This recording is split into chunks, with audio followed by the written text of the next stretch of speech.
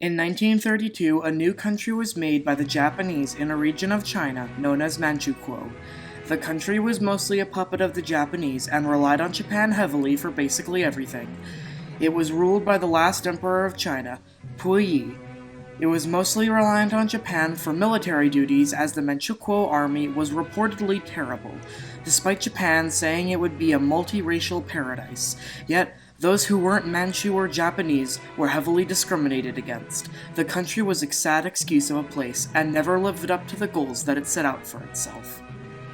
When the Soviet Union invaded, basically the entire Manchukuo army surrendered in droves, and when the soldiers did decide to fight, they performed badly, except for a few Mongol divisions that won battles.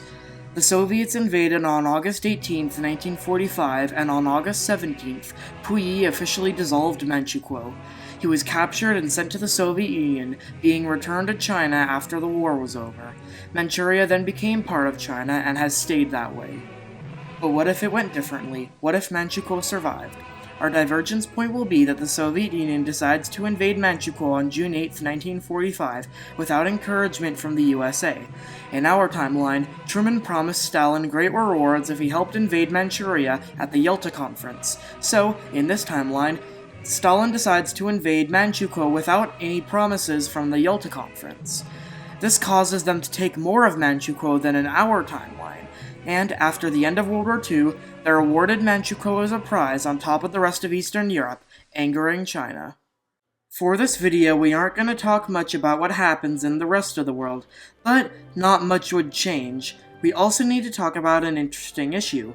Would Manchuria be part of the Soviet Union or be a communist buffer state like Mongolia? Well, I think it would be more likely for Manchuria to be a puppet state like Mongolia, because the Soviets did not want to look imperialist because they were trying to liberate the world from capitalist imperialism, so they didn't want to look imperialist. So Manchuria would be another communist country, but in reality would be a puppet state like Poland, East Germany, Romania, and more. With this, on May 2nd, 1946, the Free People's Republic of Manchuria was established with Cheng Shih-ling as its leader. So, how would this affect history? Well, for one, the Chinese Civil War ends the same. Manchuria aids the CCP and the Communists kick the Nationalists back to Taiwan. But this does create a grudge against the two, as the Communist China would want Manchuria back, but Manchuria would want to maintain their independence. The Korean War also ends the same as Manchuria aids North Korea, creating a stalemate and eventually peace. However, China does not step into the war, as China is angered by the Soviets not returning Manchuria, causing the Sino-Soviet split way earlier. Puyi is also brought back to Manchuria under house arrest. This timeline is very similar because Manchuria being a communist country and Manchuria being part of communist China does not change a lot.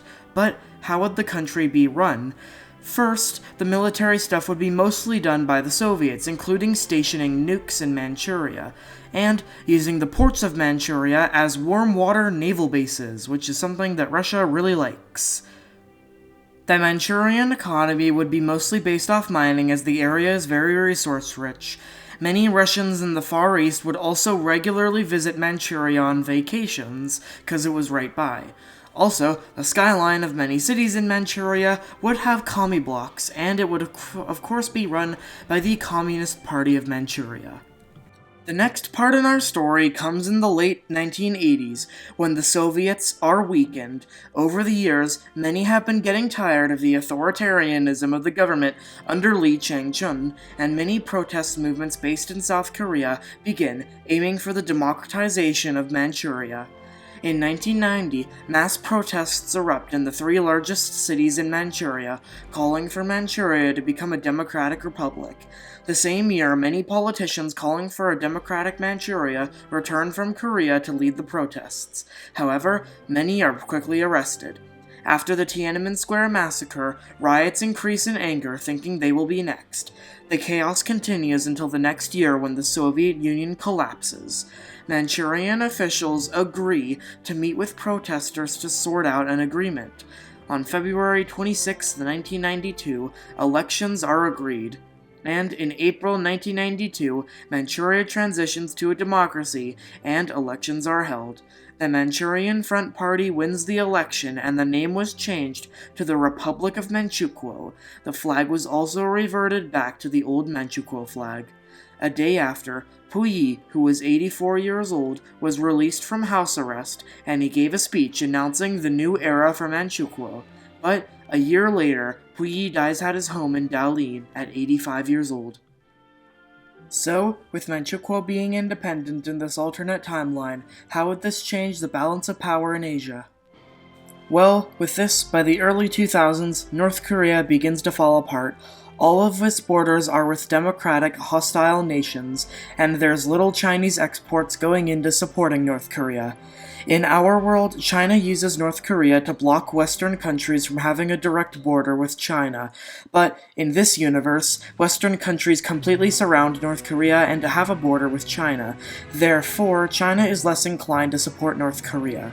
With this, conditions get so bad that North Korea cannot even afford to keep its generals and the people that keep Kim Jong-un in power happy, so there's a coup in 2001 that installs a new government. This government pushes for a peaceful reunification with South Korea, hoping that in the new united Korea they can somewhat keep their military jobs if they work with South Korea.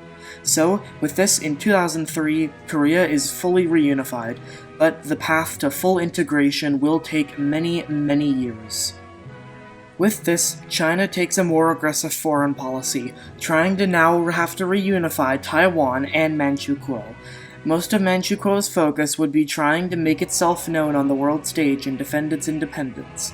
Its economy would be based off mining mostly, and tourism. As with this new era, there would be a resurgence in Manchurian culture. With its mountains, people could also go there for skiing.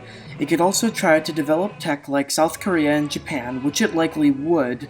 We could see lots of Manchurian cars, apps, phones, and more.